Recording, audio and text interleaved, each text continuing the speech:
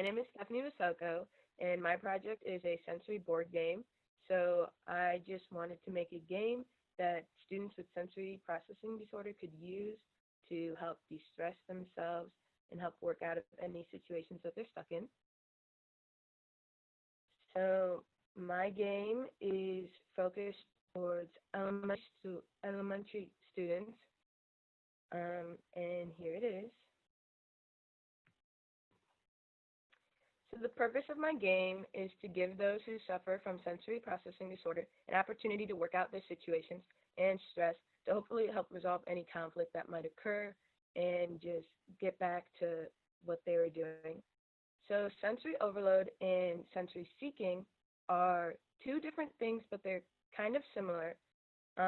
Sensory overload is when someone is getting too much input, too much sensory, and that's causing an overwhelming situation, and it can cause them a lot of stress. Sensory seeking is when someone is not getting enough of that sensory input, and they go out to find a way to receive that stimulation that they might not have enough of.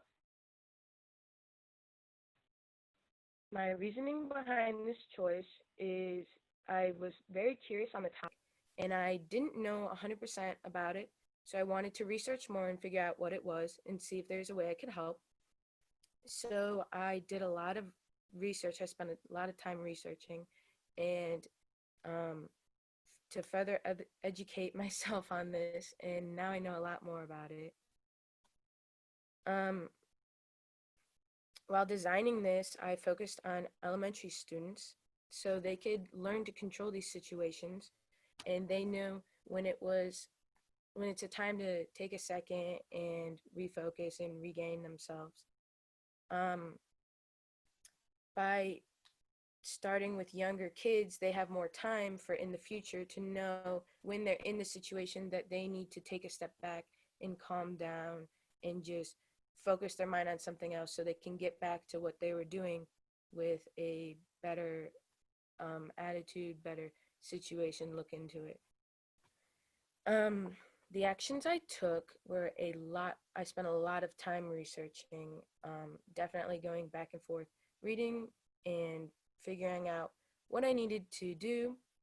I decided that I was going to be making a game board, so I looked into what kind of games students and kids around that age liked to use. So that way I took different pieces of parts of ideas from different game boards and I put it into my game board so that the board would be easy to understand and it would be easy to play and to pick up, and it didn't take a lot of time to figure out how to use.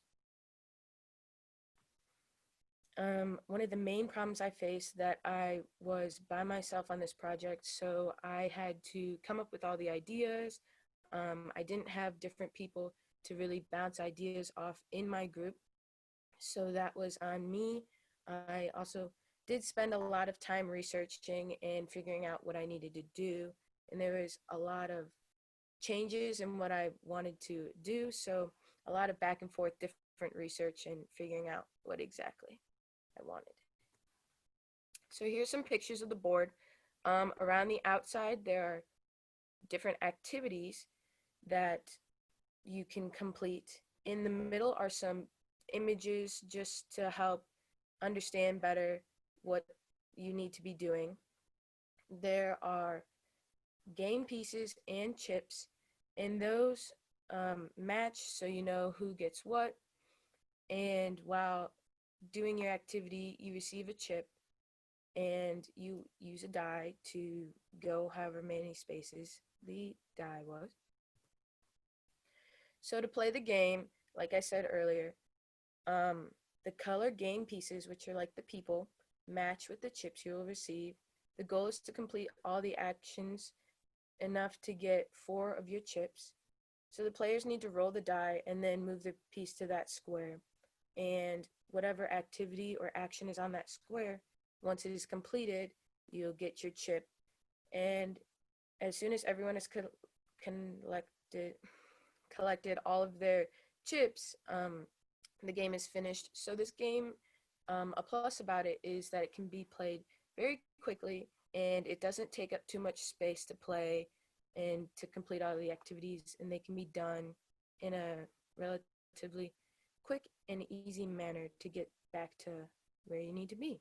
Again, a lot of time was spent researching this, so I now have a better understanding of what it is like for people who deal with sensory overloading and sensory seeking. And I think that makes me better to understand what someone might be going through, which what something like I don't understand. So I could, in a way, help other people. If I find someone struggling with that, I could help them out.